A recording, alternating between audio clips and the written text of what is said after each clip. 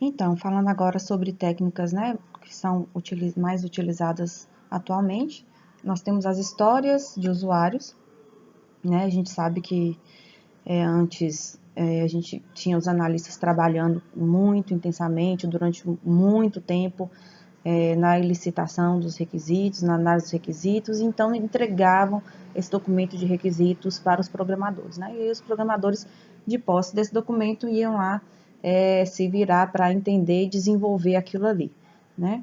E aí hoje o entendimento, né, que com as metodologias ágeis de desenvolvimento, o Scrum aí, basicamente que é muito utilizado, né, em desenvolvimento de software, a gente vê que o Product Owner, que é o dono do produto, né, aquele que paga, é o cliente, ele participa junto com os desenvolvedores, né, nessa elaboração do que são os requisitos do software, né?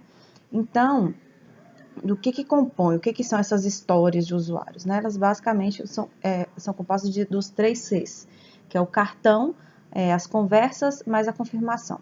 O cartão, que é um lembrete, né, do que é o assunto, o que é o requisito que será desenvolvido naquele sprint, que é naquela etapa de desenvolvimento, né, que geralmente compreende aí, em média, umas 2 semanas, né? Então, assim, deve ser uma funcionalidade pequena, curta, que é possível desenvolver também nesse curto tempo. Agora, é claro que tem realmente histórias, né, mais complexas que não se resolve, inclusive, em um só sprint, né? Mas, basicamente, as histórias, elas devem ser pensadas de forma mínima para se resolver dentro de um sprint, né? E aí, então, existe a conversa, né, em cima daquele cartão, daquele tema, né? Então, as conversas vêm dessa questão, dessa prioridade das metodologias ágeis mesmo em relação às pessoas e a conversa verbal mesmo, né, ali no cara a cara. E depois vem a confirmação, né, que são os cenários que serão usados pelo cliente para aceitar a implementação da história, que geralmente vem escrita ali, ele pode colocar ali no verso do cartão. Tá? Então, um exemplo aí, por exemplo, de uma loja virtual, o cartão vem escrito lá, fechar uma compra. Então, acontece a conversa, o cliente explica os meios de pagamento, as formas de entrega, de parcelamento e por aí vai. E aí atrás do cartão vem escrito lá o que será testado, né, para que o cliente aceite, né, aquele produto daquele sprint. Então, vai ser testado a compra à vista e a compra parcelada, a compra com cartão de crédito A, B e C, e testado também os modos de entrega X e Y, né? Então, um exemplo aí, né? Aqui mostra um quadro, né, que geralmente se utiliza, o Kanban, que vai ter o backlog, que são a composição de todas as histórias que tem ali já do cliente, na medida que as histórias vão evoluindo, vão sendo atribuídas, né, para desenvolvedores, então ela vai para uma tarefa a fazer, ela vai depois para em progresso, que está já sendo implementada, e depois para finalizada, né? Então, aí a gente consegue visualizar aí o status dessas histórias. Características de boas histórias. Isso é interessante, né? Então, as histórias devem ser independentes umas das outras, né? Devem ser abertas para negociação naquele momento da conversa ali com o cliente. Ela deve agregar valor, né? Então, ela deve trazer algo que agregue valor para a solução, para o negócio do cliente. Elas devem ser estimáveis, então você deve saber quanto tempo você consegue realizar, se é em um sprint, em 2 sprints, né? Em quanto tempo. Elas devem ser sucintas, né, objetivas, claras e devem ser testáveis. Então, você tem que ter alguma forma de verificar se aquilo foi realizado, né, da forma que se propunha. Outra técnica bastante utilizada ainda, apesar de não ser muito utilizada nem citada dentro das metodologias ágeis, mas os casos de uso ainda são muito utilizados, né? E não só na forma textual, mas inclusive na forma de diagramas de casos de uso, né? Pela sua facilidade de entendimento ali para poder fazer uma conversa, uma verificação com os clientes. Então, o caso de uso são documentos mais detalhados de especificação de requisitos, e aí a gente tem que os atores, né, que são as pessoas que interagem com o sistema, eles realizam alguma operação no sistema e isso vai acontecer com um determinado fluxo, né, um passo a passo, mas pode ser que existam alguns fluxos alternativos, caminhos alternativos, isso também deve estar retratado nos casos de uso, e até algumas exceções, né, no caso de algum erro, de alguma situação não obrigatória, mas a mais, que pode ser acrescentada ali pelo usuário. Então, tem um exemplo aí, né, do caso de uso de transferir valores entre contas, né? Então, o ator é o cliente do banco, o fluxo normal. Então, o cliente autenticar o cliente informa a agência da conta de destino da transferência, né? O cliente informa o valor que deseja transferir, ele informa também a data em que pretende realizar a operação, o sistema efetua a transferência, o sistema pergunta se o cliente deseja realizar uma nova transferência, né? E aí poderia ter algumas outras coisas, né? Se a conta e a agência são incorretas, solicitar uma nova conta e agência, e outras exceções aí que poderiam estar surgindo aí no caminho. Né? É importante lembrar que os casos de uso não são algoritmos, né? Não é uma pseudolinguagem, né? É uma anotação de bem mais alto nível, no caso do diagrama, ou no caso do texto também. Né? Então, a ideia é ter um entendimento e uma delimitação correta, né, ali do problema. Né? Então, elas são ainda bastante interessantes por isso. O produto mínimo viável, né, é uma outra técnica bastante interessante que vai colocar já de cara no mercado alguma coisa já funcionando, né, no mínimo de tempo possível. E para que serve isso? Né? Quando é que a gente utiliza isso? Né? Quando a gente tem baixo risco, os usuários são conhecidos, né? Então é uma situação. Ou quando o risco é muito alto, né? E o sucesso é incerto, e você quer lançar alguma coisa, né? Demo ali para poder verificar se aquilo ali compensa, né? Você prosseguir com o desenvolvimento. Então, quando o baixo risco, os usuários são conhecidos, a gente tem um exemplo, por exemplo, o sistema de controle de bibliotecas.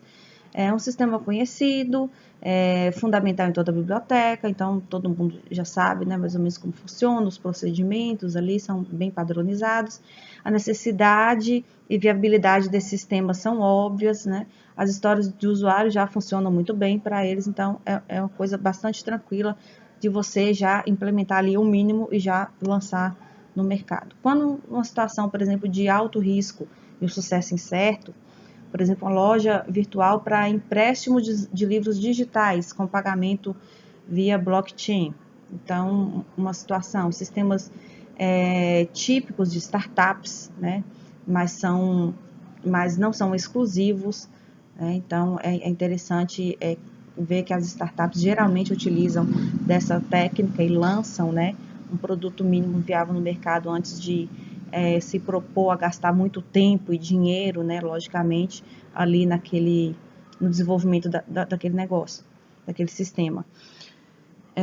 Como o risco é alto, a implementação, né, da ideia tem que ser rapidamente validada com usuários reais, né, então ver a reação dos usuários ali, já medir quantidade de downloads, tempo que eles utilizam, ficam utilizando, o que eles exploram ali dentro do ambiente. Então, são medidas que podem dar esse feedback aí para quem desenvolveu.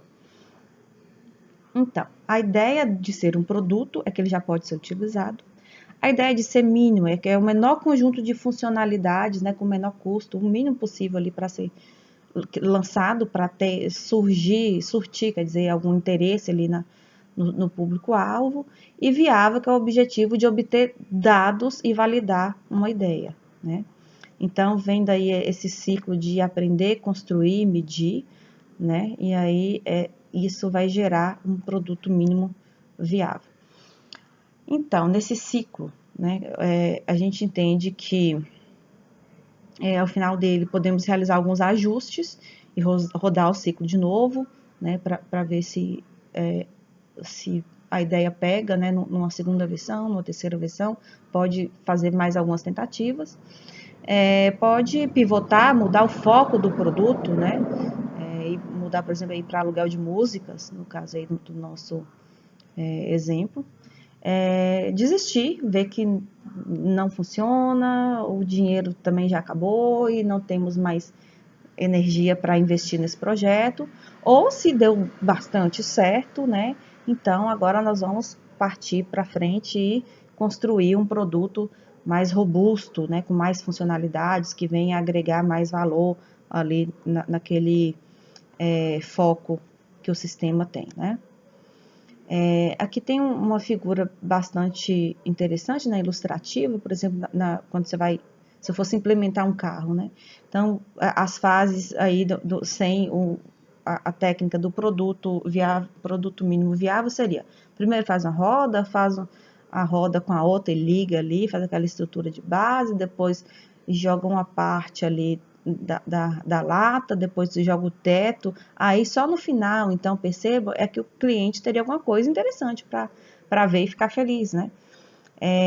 No caso aí, com o produto mínimo viável, então, tem uma certa diferença, por exemplo, antes de fazer um carro, faz alguma coisa tipo um skate, muda isso depois para um patinete, mas percebam que o skate já tem uma utilidade, né? Ele por si só. Muda para o patinete, incrementou um pouquinho mais e tal. Então, o usuário pode achar um pouco mais interessante. No terceiro momento, tem uma bicicleta, depois uma moto e depois o carro. Então, perceba que a forma de evoluir é diferente e é sempre pensando em agregar algo a mais ali que vai deixar o cliente satisfeito e podendo utilizar, né? E por último, aqui os testes AB são interessantes também. Existe um cenário onde duas implementações de requisitos competem entre si. No exemplo aí de loja virtual, eu poderia ter, por exemplo, um sistema de recomendação, que quem compra P também compra X, Y, Z, né? E aí teria a versão original, uma nova versão proposta por alguns devs, né? E aí você vai e pensa, aí vale a pena migrar para essa nova versão? Não vale? E aí, numa situação onde você tenha duas versões aí de um mesmo sistema, então a gente pode implementar aí os testes AB e deixar que os dados decidam, né? Então, nós vamos ter uma primeira versão, a versão de controle, a versão A e uma versão B, que é uma versão de tratamento, né? E aí, na medida que os usuários vão baixando essas aplicações, né? Você coloca aí 50% de chance aí para cada um, e aí você vai ter aí 50% dos usuários rodando uma versão A e outros 50% rodando uma versão B.